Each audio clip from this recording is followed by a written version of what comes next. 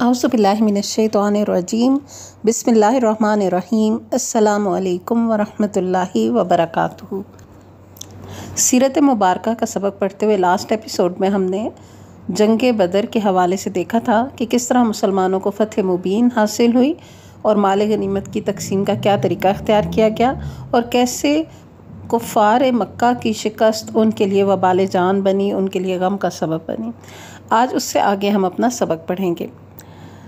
اسلامی لشکر مدینے کی راہ میں رسول اللہ صلی اللہ علیہ وآلہ وسلم 3 روز بدر میں قیام فرما کر مدینے کے لیے چل پڑے۔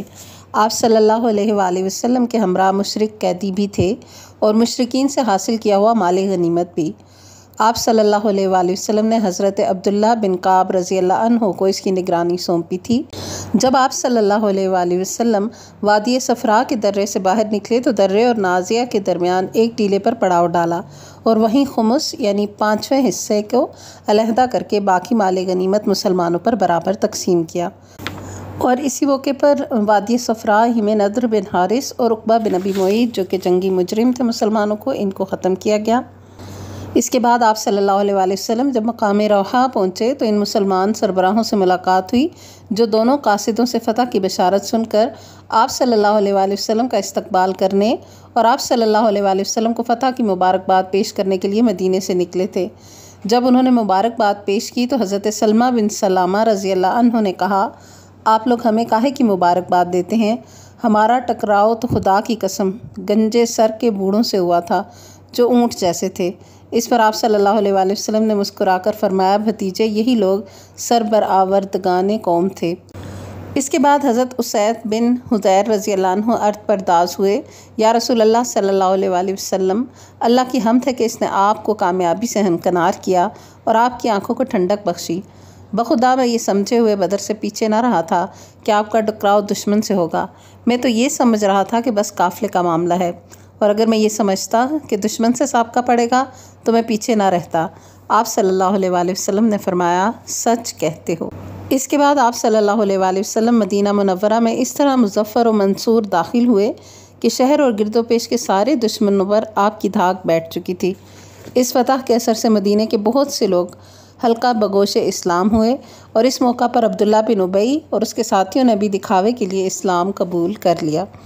آپ صلی اللہ علیہ وآلہ وسلم کی مدینہ تشریف آوری کے 1 دن بعد قیدیوں کی آمد ہوئی۔ آپ صلی اللہ علیہ وآلہ وسلم نے انہیں صحابہ کرام پر تقسیم فرمایا اور ان کے ساتھ حسن سلوک کی وصیت فرمائی۔ یعنی اس وقت کوئی الگ سے جیل خانے نہیں تھے قیدیوں کو رکھنے کے لیے، تو مختلف مسلمان گھرانوں کو مختلف قیدی سونپے گئے جو ان کو لک آفٹر بھی کریں اور ان کو مطلب کھانے پینے کی سہولت وغیرہ بھی فراہم کریں اور اپنے پاس رکھیں۔ اس وصیت کا نتیجہ یہ تھا کہ صحابہ کرام خود کھجور کھاتے تھے لیکن قیدیوں کو روٹی پیش کرتے تھے۔ واضح رہے کہ مدینے میں کھجور بے حیثیت چیز تھی اور روٹی گراں قدر، یعنی ایک مہنگی چیز روٹی تھی جو وہ قیدیوں کو کھلاتے تھے اور خود وہ کھجور پہ گزارا کرتے تھے۔ جب رسول اللہ صلی اللہ علیہ وآلہ وسلم مدینہ پہنچ گئے تو آپ نے صحابہ کرام سے قیدیوں کے بارے میں مشورہ کیا۔ حضرت ابوبکر رضی اللہ عنہ نے کہا، یا رسول اللہ صلی اللہ علیہ وآلہ وسلم، یہ لوگ چچیرے بھائی اور کنبے قبیلے کے لوگ ہیں، میری رائے ہے کہ آپ ان سے فدیہ لے لیں، یعنی ان کے کوئی قیمت لے کے ان کو چھوڑ دیں، کیونکہ ہیں تو یہ رشتہ دار ہی۔ اس طرح جو کچھ ہم لیں گے وہ کفار کے خلاف ہماری قوت کا ذریعہ ہوگا، اور یہ بھی متوقع ہے کہ اللہ انہیں ہدایت دے دے اور وہ ہمارے بازو بن جائیں۔ آپ صلی اللہ علیہ وآلہ وسلم نے فرمایا، ابن خطاب تمہاری کیا رائے ہے؟ انہوں نے کہا، واللہ میری رائے وہ نہیں ہے جو ابوبکر کی ہے، میری رائے یہ ہے کہ آپ فلاں کو جو حضرت عمر کا قریبی تھا میرے حوالے کریں، میں اسے ماروں، عقیل بن ابی طالب کو علی کے حوالے کریں، وہ اس سے مارے، اور فلاں کو جو حمزہ کا بھائی ہے حمزہ کے حوالے کریں تاکہ وہ اس سے مارے، یہاں تک کہ اللہ کو معلوم ہو کہ ہمارے دلوں میں مشرکین کے لیے نرم گوشہ نہیں ہے، اور یہ حضرات مشرکین کے صنادید و ائمہ اور قائدین ہیں۔ حضرت عمر کا بیان ہے کہ آپ صلی اللہ علیہ وآلہ وسلم نے ابوبکر رضی اللہ عنہ کی بات کو پسند فرمایا اور میری بات کو پسند نہیں فرمایا، چنانچہ قیدیوں سے فدیہ لینا طے کر لیا گیا۔ سبحان اللہ۔ اس کے بعد جب اگلا دن آیا تو میں صبح ہی صبح رسول اللہ صلی اللہ علیہ وآلہ وسلم اور ابوبکر رضی اللہ عنہ کی خدمت میں حاضر ہوا۔ وہ دونوں رو رہے تھے۔ میں نے کہا، اللہ کے رسول مجھے بتائیں آپ اور آپ کے ساتھی کیوں رو رہے ہیں؟ اگر مجھے بھی رونے کی وجہ ملی تو روں گا، اور اگر نہ مل سکی تو آپ حضرات کے رونے کی وجہ سے روں گا۔ رسول اللہ صلی اللہ علیہ وآلہ وسلم نے فرمایا، فدیہ قبول کرنے کی وجہ سے تمہارے اصحاب پر جو چیز پیش کی گئی ہے اسی کی وجہ سے رو رہا ہوں۔ اور آپ صلی اللہ علیہ وآلہ وسلم نے ایک قریبی درخت کی طرف اشارہ کرتے ہوئے فرمایا، مجھ پر ان کا عذاب اس درخت سے بھی زیادہ قریب پیش کیا گیا ہے۔ اور اللہ نے یہ آیت نازل فرمائی، ما کان لنبی ان یکون لہ اسری حتی یسخن فی الارض تریدون عرض الدنیا واللہ یرید الآخرہ واللہ عزیز حکیم لولا کتاب من اللہ سبق لمسکم فیما اخذتم عذاب عظیم۔ کسی نبی کے لیے درست نہیں کہ اس کے پاس قیدی ہوں یہاں تک کہ وہ زمین میں اچھی طرح خون ریزی کرے۔ تم لوگ دنیا کا سامان چاہتے ہو اور اللہ آخرت چاہتا ہے، اور اللہ غالب اور حکمت والا ہے۔ اگر اللہ کی طرف سے نوشتہ سبقت نہ کر چکا ہوتا تو تم لوگوں نے جو کچھ کر لیا ہے اس پر تم کو سخت عذاب پکڑ لیتا۔ اور اللہ کی طرف سے جو نوشتہ سبقت کر چکا تھا وہ یہ تھا، فَإِمَّا مَنًّا بَعْدُهُ وَإِمَّا فِدَاءً، یعنی مشرکین کو جنگ میں قید کرنے کے بعد یا تو احسان کرو یا فدیہ لے لو۔ چونکہ اس نوشتے میں قیدیوں سے فدیہ لینے کی اجازت دی گئی ہے، اس لیے صحابہ کرام کو قبول فدیہ پر سزا نہیں دی گئی بلکہ صرف سرزنش کی گئی، اور یہ بھی اس لیے کیونکہ انہوں نے کفار کو اچھی طرح کچلنے سے پہلے قیدی بنا لیا تھا، اور اس لیے بھی کہ انہوں نے ایسے مجرمین جنگ سے فدیہ لینا قبول کر لیا تھا جو صرف جنگی قیدی نہیں تھے بلکہ جنگ کے ایسے اکابر مجرمین تھے جنہیں جدید قانون بھی مقدمہ چلائے بغیر نہیں چھوڑتا، اور جن کے متعلق مقدمے کا فیصلہ عموماً سزائے موت یا عمر قید کی صورت ہی میں نمودار ہوتا ہے۔ بہرحال چونکہ حضرت ابو بکر صدیق رضی اللہ عنہ کی رائے کے مطابق معاملہ طے ہو چکا تھا، اس لیے مشرکین سے فدیہ لیا گیا۔ فدیے کی مقدار 4000 اور 3000 درہم سے لے کر 1000 درہم تک تھی۔ اہل مکہ لکھنا پڑھنا بھی جانتے تھے جبکہ اہل مدینہ لکھنے پڑھنے سے واقف نہیں تھے، اس لیے یہ بھی طے کیا گیا کہ جس کے پاس فدیہ نہ ہو وہ مدینے کے 10 بچوں کو لکھنا پڑھنا سکھا دے۔ جب یہ بچے اچھی طرح سیکھ جائیں تو یہی اس کا فدیہ ہوگا۔ رسول اللہ صلی اللہ علیہ وآلہ وسلم نے کئی قیدیوں پر احسان بھی فرمایا اور انہیں فدیے کے بغیر رہا کیا۔ اس فہرست میں مطلب بن حنطب، سیفی بن ابی رفاعہ اور ابو عزہ جمحی کے نام آتے ہیں۔ آخر ذکر کو آئندہ جنگ احد میں قید اور قتل کیا گیا، جس کی تفصیل آگے آئے گی۔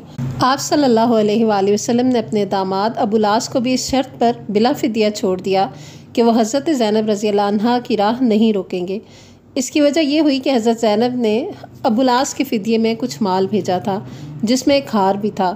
یہ ہار در حقیقت حضرت خدیجہ رضی اللہ عنہا کا تھا، اور جب انہوں نے حضرت زینب رضی اللہ عنہا کو ابو العاص کے پاس رخصت کر کے بھیجا تو یہ ہار انہیں دے دیا تھا۔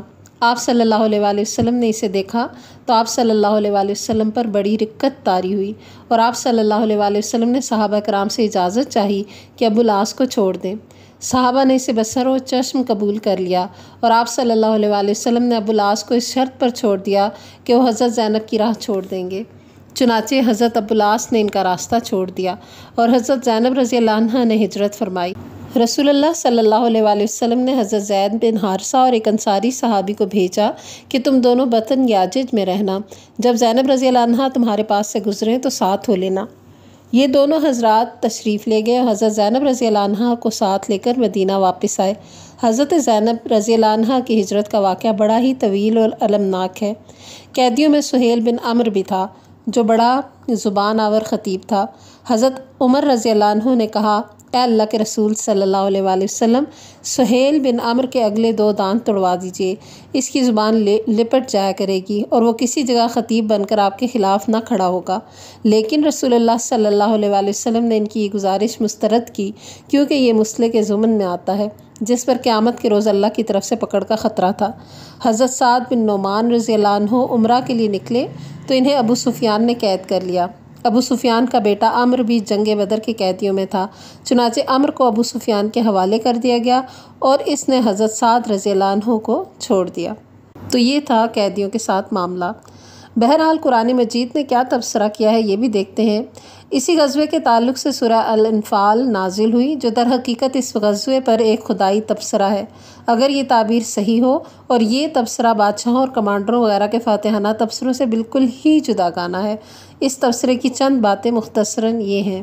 اللہ تعالیٰ نے سب سے پہلے مسلمانوں کی نظر ان کوتاہیوں اور اخلاقی کمزوریوں کی طرف مبذول کرائی جو ان میں فی الجملہ باقی رہ گئی تھیں اور جن میں سے بعض کا اظہار اس موقع پر ہو گیا تھا۔ اس توجہ دہانی کا مقصود یہ تھا کہ مسلمان اپنے آپ کو ان کمزوریوں سے پاک صاف کر کے کامل ترین بنے۔ اس کے بعد اس فتح میں اللہ تعالیٰ کی جو تائید اور غیبی مدد شامل تھی اس کا ذکر فرمایا۔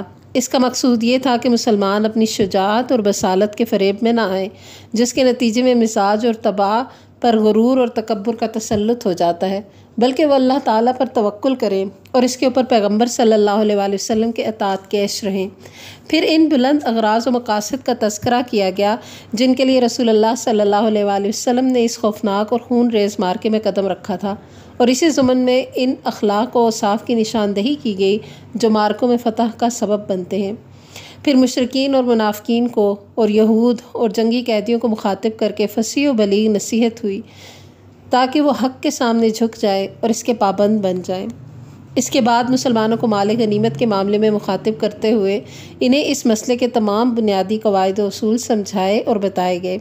پھر اس مرحلے پر اسلامی دعوت کو جنگ و صلح کے جن قوانین کی ضرورت تھی ان کی توضیح و مشروعیت ہے تاکہ مسلمانوں کی جنگ اور اہل جاہلیت کی جنگ میں امتیاز قائم ہو جائے اور اخلاق و کردار کے میدان میں مسلمانوں کو برتری حاصل رہے، اور دنیا اچھی طرح جان لے کہ اسلام محض ایک نظریہ نہیں ہے بلکہ وہ جن اصولوں اور ضابطوں کا داعی ہے ان کے مطابق اپنے ماننے والوں کی عملی تربیت بھی کرتا ہے۔ پھر اسلامی حکومت کے قوانین کی کئی دفعات بیان کی گئی ہیں جن سے واضح ہوتا ہے کہ اسلامی حکومت کے دائرے میں بسنے والے مسلمانوں اور اس دائرے سے باہر رہنے والے مسلمانوں میں کیا فرق ہے۔ اسی وقت کچھ اور واقعات بھی پیش آئے۔ سن 2 ہجری میں رمضان کا روزہ اور صدقہ فطر فرض کیا گیا اور زکوٰۃ کے مختلف نصابوں کی تفصیلاً تعین کیا گیا۔ صدقہ فطر کی فرضیت اور زکوٰۃ کے نصاب کی تعین سے اس بوجھ اور مشقت میں بڑی کمی آئی جس سے فقراء اور مہاجرین کی ایک بڑی تعداد دوچار تھی، کیونکہ وہ طلب رزق کے لیے زمین میں دوڑ دھوپ کے امکانات سے محروم تھے۔ پھر نہایت نفیس موقع اور خوشگوار اتفاق یہ تھا کہ مسلمانوں نے اپنی زندگی میں پہلی عید جو منائی وہ شوال 2 ہجری کی عید تھی جو جنگ بدر کی فتح مبین کے بعد پیش آئی۔